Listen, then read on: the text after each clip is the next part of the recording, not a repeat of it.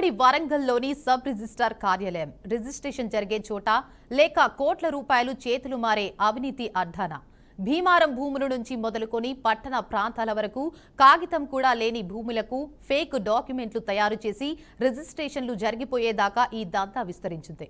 పేపర్లు లేవు, పర్వాలేదు సార్, మీరు ఎంత ఇస్తారో చెప్పండి, మేం చూసుకుంటామంటూ డాక్యుమెంట్ రైటర్లు బహిరంగంగా రేట్లు చెప్పే పరిస్థితి.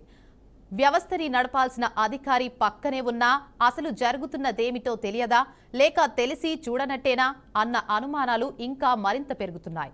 అగ్రికల్చర్ భూములు నాలా కన్వర్షన్ లేకుండానే కమర్షియల్ రిజిస్ట్రేషన్లు ఎలా అవుతున్నాయి, ఏ అధికారులు వరకు ఈ జాలం విస్తరించింది అన్నదే ఇప్పుడు పెద్ద ప్రశ్న. ఒక డాక్యుమెంట్ రైటర్ ఒక రేటు చెప్పగానే పక్కనే ఉన్న ఇంకొకడు అంత అవసరం లేదు సార్, నేను చౌకగా చేస్తా అంటూ 3 పువ్వులు 6 కాయలుగా సాగుతున్న రిజిస్ట్రేషన్ బిజినెస్.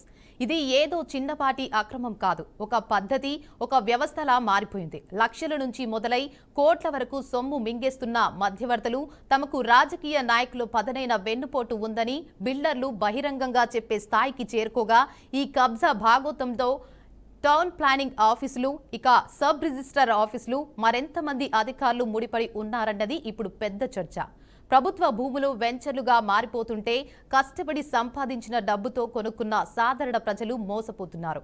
ఈ వ్యవహారాలన్నీ కార్యాలయాల కళ్ల ముందే జరుగుతున్నాయంటే దీనిని ఏమంటాం? నకిలీ పత్రాలతో నకిలీ రిజిస్ట్రేషన్లు, చట్టం పేరుతో జరుగుతున్న అక్రమాలే ఇప్పుడు వరంగల్లో పెద్ద బహిరంగ రహస్యమయ్యాయి. ఆఫీస్కి ఖర్చు ఉంటుంది సార్ అంటూ వసూలు చేయడం, ఫైల్ కదిలించాలంటే తప్పనిసరిగా డబ్బు పెట్టాలని చెప్పడం, పేపర్లు సరిగ్గా లేకపోయినా మేమే చూసుకుంటామని భరోసా ఇవ్వడం. ఇది చిన్న విషయమా? డబ్బు ఉంటే ఏ పని అయినా సులభం చేసే స్థాయికి అవినీతి ఏర్పడితే భూముల ప్రణాళికతపై ఎవరైనా ఎలా నమ్మకం పెడతారు? ఈ మొత్తం వ్యవహారం సబ్ రిజిస్టర్ కనుసైగలోనే జరుగుతోందా, లేక మరింత పెద్ద స్థాయిలో ఎవరో మద్దతు ఇస్తున్నారా? తీగ లాగితే డొంక కదులుతుంది అన్న సామెత ఇక్కడ పూర్తిగా నిజమైపోతుంది అన్న ప్రశ్నలతో ఇప్పుడు వరంగల్ జిల్లా మొత్తం గుబులులో ఉంది. ఇదే అంశంపై మరింత సమాచారాన్ని మా ప్రతినిధి రవీంద్ర లైవ్ ద్వారా అందిస్తారు. చెప్పండి రవీంద్ర, అప్డేట్స్ ఏంటి? మౌనిక, ఏదైతే ఉమ్మడి వరంగల్ జిల్లా సబ్ రిజిస్ట్రేషన్ ఆఫీసులో అంతా మాయాజాలంతో మొదలవుతున్నది. మొత్తానికి చూసినట్లయితే గనక స్టేషన్ గన్పూర్ వర్ధన్నపేట నియోజకవర్గం పరిధిలో ఉన్నటువంటి భీమారం ఏరియాలో 258 సర్వే నంబర్, 3 సర్వే నంబర్లు ఉంటాయి. 3 సర్వే నంబర్లో ఒక సర్వే నంబర్లో 3.5 గుంటలు, ఒక సర్వే నంబర్లో 3 గుంటలు, మొత్తం విస్తీర్ణము 16 గుంటలు ఉండాలి. 2 నంబర్లు మాత్రమే తెరపైకి వచ్చినాయి. దానికి కూడా నాలా కన్వర్షన్ లేదు, అగ్రికల్చర్ ల్యాండ్ కిందనే వాళ్ళ పాస్బుక్ ఉండడం జరిగింది. ఆ పానీగూడు విజువల్స్ కూడా మనం చూపిస్తున్నాం. అయితే ఏదైతే శ్రీసాయి వాసవి ఏదైతే వెంచర్ ఏదైతే ఉన్నాయో దానిలో ప్లాటింగ్ చేసుకోకుండానే ప్రభుత్వ ల్యాండ్ లో నాలా కన్వర్షన్ అవ్వకుండానే వాళ్ళు 5 అంతస్తుల బిల్డింగ్స్ తో సహా అపార్ట్మెంట్ కట్టడం జరిగింది. ఆ అపార్ట్మెంట్ కట్టడం జరిగిందా సర్వే నంబరు నాలా కన్వర్షన్ అయ్యి అది యార్డ్స్లకు డైవర్ట్ అయితేనే రిజిస్ట్రేషన్ ఆఫీస్ లో రిజిస్ట్రేషన్ చేయాలి. కానీ ఇక్కడ రూల్స్ కు భిన్నంగా అదనంగా అంటే ప్రొవైడెడ్ ల్యాండ్ ఉన్నప్పటికీ కూడా ఇది నిషేధితమైనటువంటి ఏరియా, ఇది ప్రభుత్వ ల్యాండ్ కింద వస్తుంది. 257 కానీ 258 కానీ అందులోనే కన్వర్షన్ చేయకుండా ఎంఆర్ఓ వాళ్ళు నాలా కన్వర్షన్ చేయకుండా బ్రేక్ చేయడం జరిగింది. దాన్ని పాస్బుక్ ద్వారా తీసుకొని వచ్చి రిజిస్ట్రేషన్ ఆఫీసులో కోట్లాది లక్షలాది రూపాయలు మాయాజాలంతో వాళ్ళ పలుకుబడి కావచ్చు, వాళ్ళ డబ్బులు కావచ్చు, ఇతరత్ర ఏ కారణం చేతనైనా కానీ వాళ్ళు రిజిస్ట్రేషన్ చేసుకొని యథేచ్ఛగా అపార్ట్మెంట్ 5 అంతస్తుల నిర్మాణం జరిగింది. ఒక్కొక్క ఏరియా ఫ్లాట్ కు 60 అపార్ట్మెంట్లు ఉండే విధంగా 5 అంతస్తుల నిర్మాణం జరిగింది. అంటే మనం విజువల్స్ చూపించాం, సర్టిఫైడ్ కాపీ తీసుకున్నాం.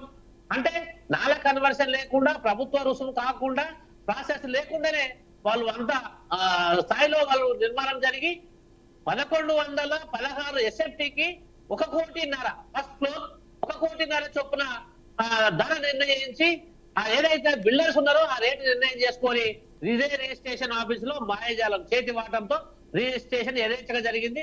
మనం డేటు ఎవరైతే రిజిస్ట్రేషన్ చేసుకున్నారో వాళ్ళ పైన తీసుకున్నటువంటి సర్టిఫైడ్ కాపీ తీసుకొని మనం చూపిస్తున్నాం, లైవ్ లో చూపిస్తున్నాం. ఎక్కడ కూడా మనం ఏదో బీఆర్కే న్యూస్ ప్రజల పక్షాన నిలబడే న్యూస్ ఛానల్ కాబట్టి ఆ సమాచారం మనకు అందించారు. అది ఎవరైతే ఉన్నారో దాన్ని వాళ్ళని గోప్యంగా ఉంచి ఆ సమాచార సేకరణతో వాళ్ళు మనం లైవ్ లో చూపిస్తున్నాం. మొత్తానికి బిల్డర్లకు ఒక ఫ్లోర్ లో ఒక అపార్ట్మెంట్ 1.5 చొప్పున అమ్మితే 5 అంతస్తులు 61 ఫ్లోర్లు అంటే మనం లెక్కేసుకోవచ్చు. అంటే అది 100 కోట్లకు పడగలెత్తినటువంటి అంశం. అయితే ఇలా కీలకంగా రీజనల్ ఏదైతే డిఆర్ ఉంటాడో, డిఆర్ అంటే డిస్ట్రిక్ట్ రిజిస్టర్ అంటారు, ఆయన ఖైరసంద్రంలో కింద రిజిస్ట్రేషన్ అధికారులు ఎవరైతే ఉంటారో వీళ్ళంతా కూడా ఒక యూనిట్ గా ఒక మాఫియా లాగా తయారై ఈ రిజిస్ట్రేషన్ చేయడం జరుగుతున్నది. రేపు ప్రభుత్వం చర్యలు తీసుకోబోతే ఆ పైన ఉన్న లబ్ధిదారులు ఎవరైతే ఉంటారో లబోదిబాలు బొత్తుకోవడం తప్ప ఇక్కడ ఇంకోటి చేసేది ఏమి ఉండదు. అంటే ఎంత మాఫియా తయారై ఉందంటే మొన్న ముఖ్యమంత్రి వచ్చి కూడా నాలాలను ఎక్కడ కూడా వదిలిపెట్టదు, ఎవరు ఎంతైనా ఉపేక్షించేది లేదు, వాళ్ళ పైన చర్యలు తీసుకొని అది ఎలాంటిదైనా డిస్మెంటల్ చేయాలని అధికారులకు సూచించి వెళ్ళడం జరిగింది. అయినప్పటికీ కూడా అధికారులు ఇంతవరకు మున్సిపాలిటీ కావచ్చు లేకుంటే కూడా వాళ్ళు కావచ్చు ఇప్పటి వరకు కూడా చర్యలు లేవు. అంటే 2.5 సంవత్సరాల నుండి అది కన్స్ట్రక్షన్ అవుతున్నప్పటికీ, అంటే ఇది తుది దశకు వచ్చినప్పటికీ కూడా ఏ అధికారి కూడా అటు కన్నెత్తి చూడాల్సినటువంటి దాఖలాలు లేవు. అంటే ఎంత యథేచ్ఛగా కుల్లగొడుతున్నారు, ఇట్లాంటి ఇంకెన్ని ఉన్నాయనేది యథేచ్ఛగా సాగుతున్నటువంటి ఏదైతే భూమాఫియా, ఏదైతే ప్రభుత్వం నిషేధం అంటే సబ్ రిజిస్టర్ల దగ్గర ఒక లిస్ట్ ఉంటది, ప్రభుత్వం చేయవలసినటువంటి ప్రభుత్వ ల్యాండ్ లిస్ట్ ఉంటది, ప్రొబైటెడ్ లిస్ట్ ఉంటది, ఇవి చేయకూడదు అనేది ఒక లిస్టు ఉంటది. అంటే ఆ లిస్ట్ లో ఉన్నప్పటికీ కూడా వీళ్ళు నామమాత్రం కూడా చూడకుండా కేవలం డబ్బులకు కక్కుర్తుపడి డబ్బులు తీసుకొని మాత్రమే వీళ్ళు ఈ విధంగా ప్రవర్తించి ఈ విధంగా చేయడం జరుగుతున్నది. అంటే ఎన్ని 100 కోట్లకు పడగలెత్తిపోతున్నారు ఈ ల్యాండ్ మాఫియా. ఈ ఏదైతే ఈ బిల్డర్స్ ఉన్నారో ఇదంతా కేవలం రిజిస్టర్ వాళ్ళ ఏదైతే సబ్ రిజిస్టర్ డిఆర్ కన్సర్న్లోనే ఈ మాఫియా మూట సాగడం జరుగుతున్నది. ఎందుకంటే అసలు మాఫియా అనేది అక్కడ నాల కన్వర్షన్ లేదు, అధికారుల పర్మిషన్ లేదు, కూడా లేఅవుట్ లేదు, పర్మిషన్ లేకుండా ప్రభుత్వ భూములు ఏదైతే కడుతున్నారంటే అధికారుల యొక్క తంతు ఏ విధంగా ఉందో మనం చూస్తున్నాం, మనకు తెలుస్తున్నది కూడా. అంటే అధికారుల పైన చర్యలు లేవు, రాజకీయ నాయకులు కూడా వాళ్ళ పైన వాళ్ళ దృష్టికి పోతే చర్యలు ఉంటాయేమో కానీ అధికారుల అయితే మాత్రం ఉమ్మకు నీరెత్తినట్టు వ్యవహరిస్తున్నారు. అది ఖచ్చితంగా బీఆర్కే న్యూస్ ప్రశ్నించబోతుంది. కలెక్టర్లు కానీ కూడా చైర్మన్ కానీ ఎమ్మెల్యే గారు కూడా దీన్ని స్పందించే అవకాశాలు మెండుగా ఉన్నాయి. వాళ్ళు ఖచ్చితంగా దీని మీద ఎంతటి ఎవరినైనా వదిలిపెట్టదని స్థానిక ఎమ్మెల్యే కూడా మనకైతే ఒక దశలో మనకు ఫోన్ చేసి సంప్రదించి, బ్రదర్ మీరు ఖచ్చితంగా యాక్షన్ తీసుకుంటాం, మీరు సంప్రదించండి, మా దగ్గర డాటా మొత్తం తీసుకోవాలండి, మనం కలుద్దామని చెప్పేసి కూడా ఫోన్ చేయడం జరిగింది. అదే విధంగా అధికారుల పైన చర్యలు మాత్రం ఖచ్చితంగా తీసుకోవాలి. ఇలాంటి వాటిని నిషేధింపబడినటువంటి ప్రాపర్టీని అయితే ప్రభుత్వం కాపాడాలి. రేపు మరోసారి అయితే మళ్ళీ మనం దానిపైన ఎప్పుడు చేయబోతున్నాం. ఖచ్చితంగా బీఆర్కే న్యూస్ అనేది ప్రజల పక్షాన్ని నిలబడుతుంది. అన్యాయం ఎక్కడ జరిగితే అక్కడ మన ఛానల్ ఉంటుంది కాబట్టి ఇది ఎంతటి వారినైనా మనం తగ్గేది లేదు, వెనకాడికి వేసేలేదు, ఉపేక్షించలేదు. ఖచ్చితమైన చర్యలు జరిగేంత వరకు మనమైతే ప్రజల పక్షాన పోరాడతాం, అధికారుల యొక్క వైఫల్యం ఎండగడతాం, అధికారుల యొక్క నిర్లక్ష్యాన్ని ఎత్తి చూపిస్తాం. కలెక్టర్ కూడా ప్రశ్నించబోతున్నాం, కూడా చైర్మన్ తర్వాత కార్పొరేషన్ చైర్మన్ కూడా మనం ప్రశ్నించి ఇలా తంతు ఎంతవరకు ఉన్నది, ఎన్ని ఉన్నాయి, ముఖ్యమంత్రి ఆదేశాలు కూడా బేఖాతరు చేసే పవర్స్ మీకు ఎవరైతే ఇచ్చారో అనేది కూడా మనం రేపు వాళ్ళని ప్రశ్నించబోతున్నాం. మౌనిక, అయితే రైతుల భూములు అక్రమంగా కమర్షియల్ గా మారితే ఎవరు బాధ్యత వహిస్తారంటారు రవీందర్?